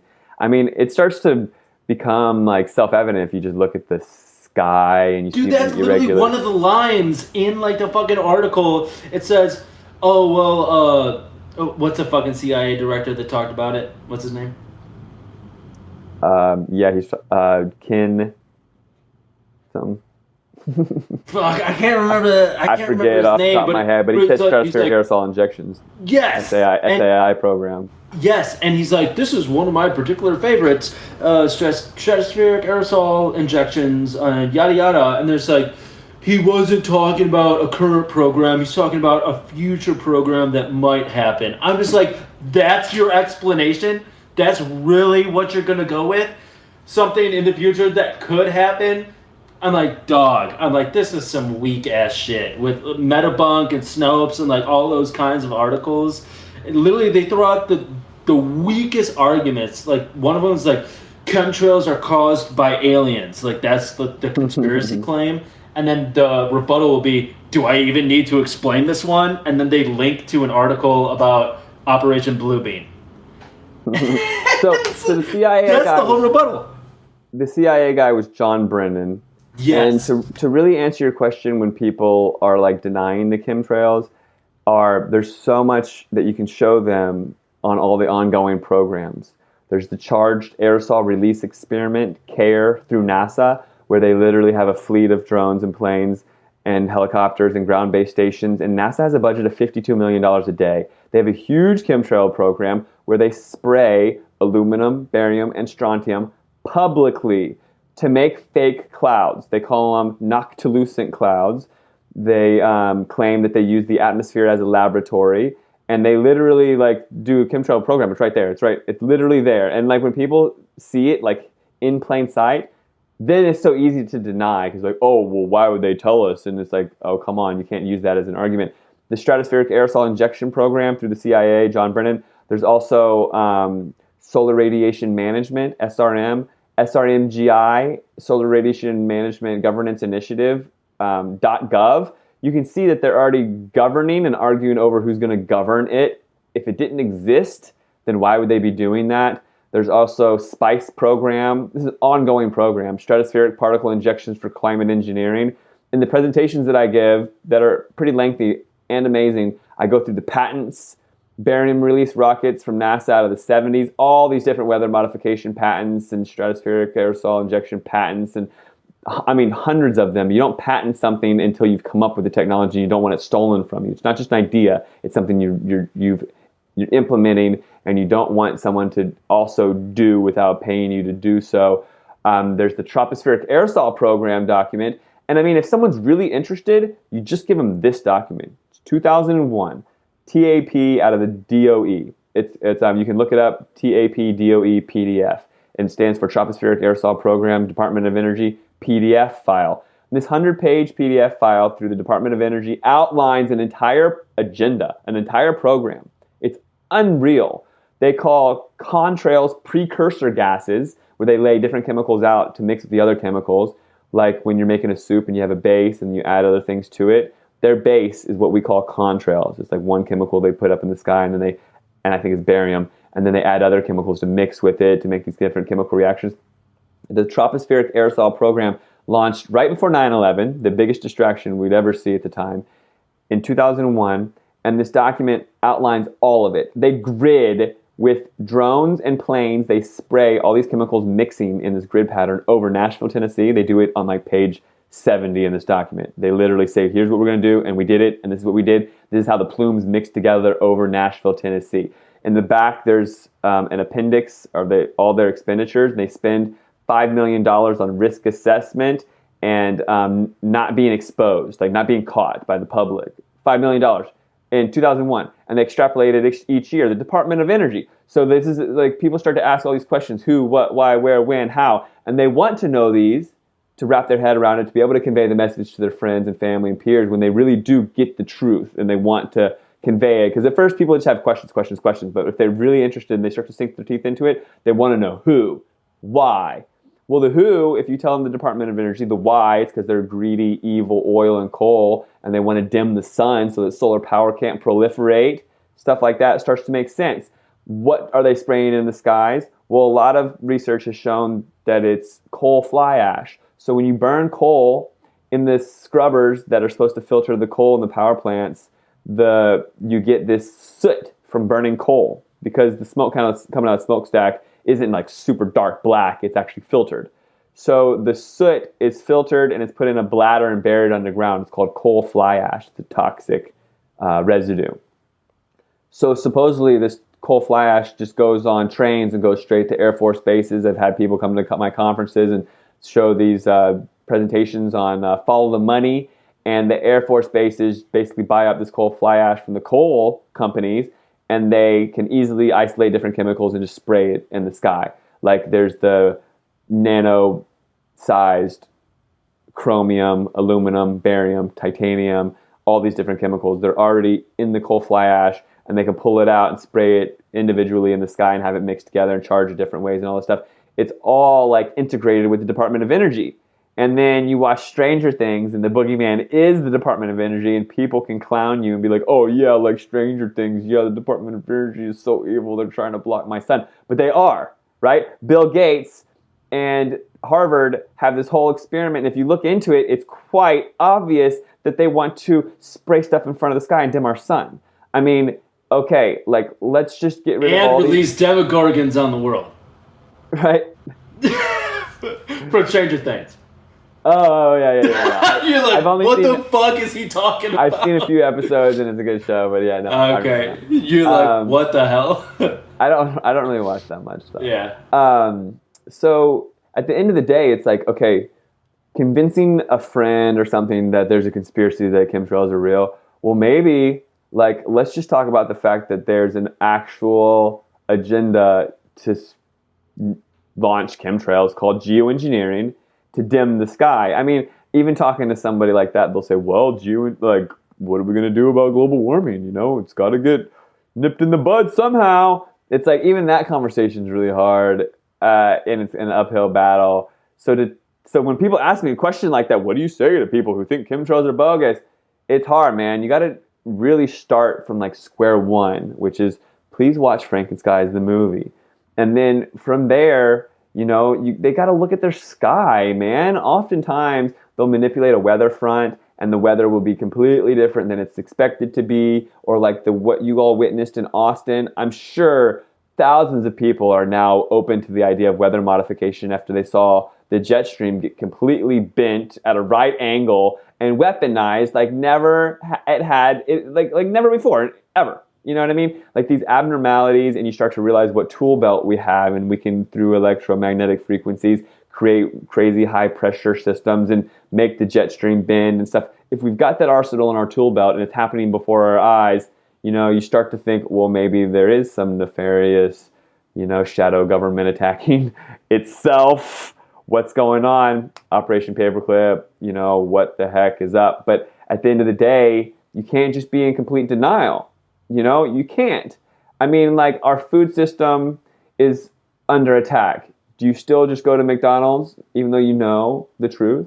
Do you just completely ignore it all? No, you honor the truth with integrity, and you try to share it with your friends and family, but you walk the walk while you're talking the talk. You don't just go out there and smoke the cigarettes and get drunk and totally like act a fool and not take care of yourself. But then you're spewing all this like, truth. If you're fluoridating yourself with your tap water and your toothpaste, but then you're going out in the world and telling people fluoride is bad, it doesn't make sense. You got to walk the walk. And then in doing so, you raise your vibration, and people can like hopefully look up to you and see that you're not a Looney Tune and try to, elevate to that frequency with you. But it's a hard question, man. And the chemtrail thing, it is something really special, because if people start to wake up to that, they can see the whole world through another lens. I went on a dude's show out of the UK a month ago, and he said to me, Matt, like, I never believed in evil. I never would have thought COVID was a scam. I never would have thought any of this. But after I saw Frankenskies and I started thinking that there was potentially actually some bad on Earth, because obviously chemtrails are real, it started to open this whole world to me that never would have possibly existed, So it's like you start to see the potential with chemtrails, or maybe 9/11 or some other truth kind of thing. But once that foot is in the door, the possibilities are endless for the butterfly to break out of that cocoon, you know what I'm saying? Fuck yeah, dude. And another one that people would come across if they were to search chemtrails debunked or something like that would be like 70 plus scientists, atmospheric scientists, debunk. I've heard you talk about this one. Do you have any updated thoughts, or still like it's a bunch of BS? Oh, well, it's great, because if you really look into it, it said it's like even that 77 scientists, a few hundred people were sent the survey. Only 77 scientists supposedly replied.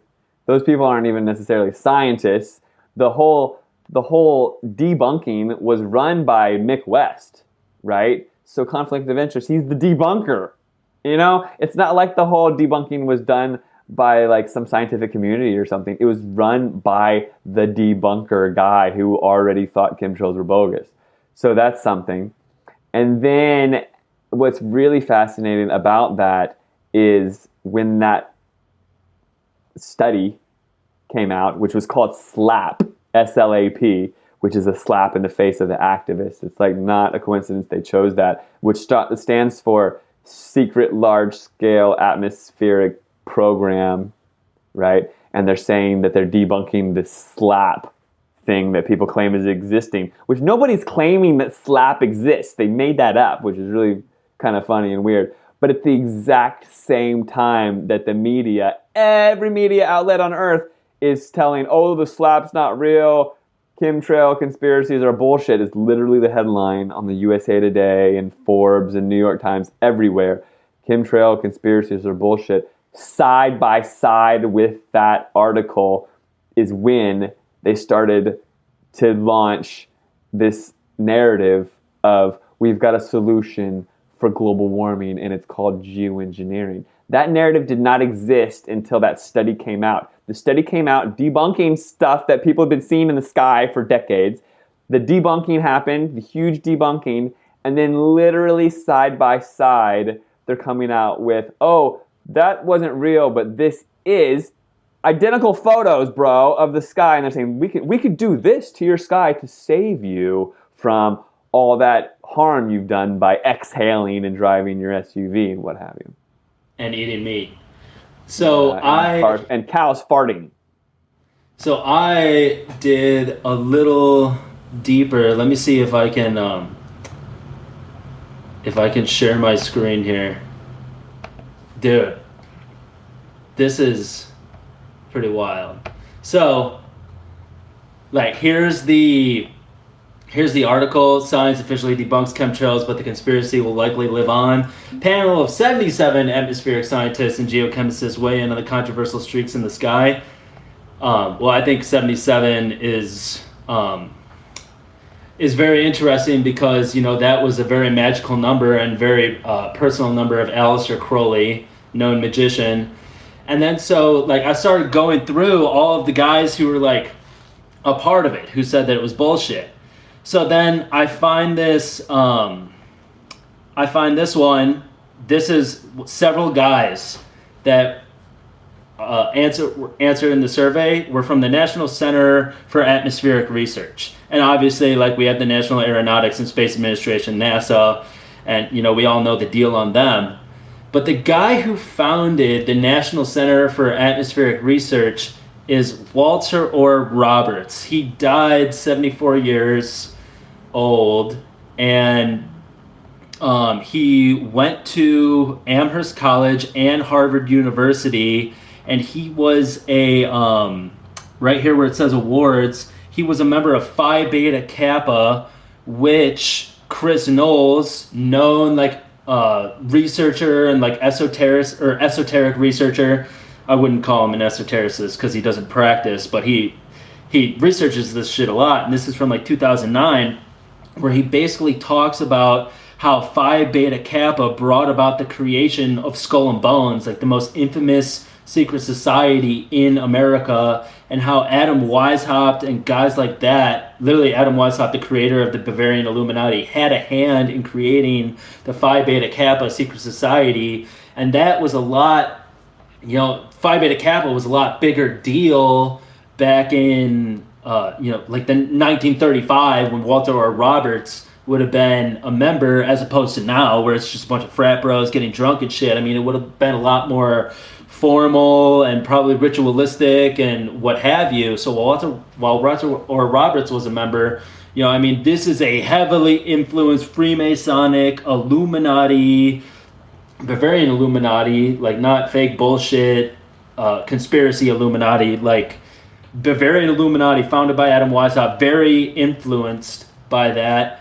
And then if you go through his bio, literally climate change, he was one of the forefathers of climate change. Like, he was all about man-made climate change and the greenhouse effect and all of this bullshit. But also, this guy was also investigated by HUAC, the House of Un-American Activities Committee, in 1947 because they thought he was a secret communist in America pushing all of this propaganda and bullshit. And, like, trust me, we know about McCarthyism and communism smears and all of that stuff. But, dude, it's just interesting to see. He was literally investigated for being a secret communist in America. And, you know, he's pushing all of this climate change bullshit. He founds this atmospheric research center.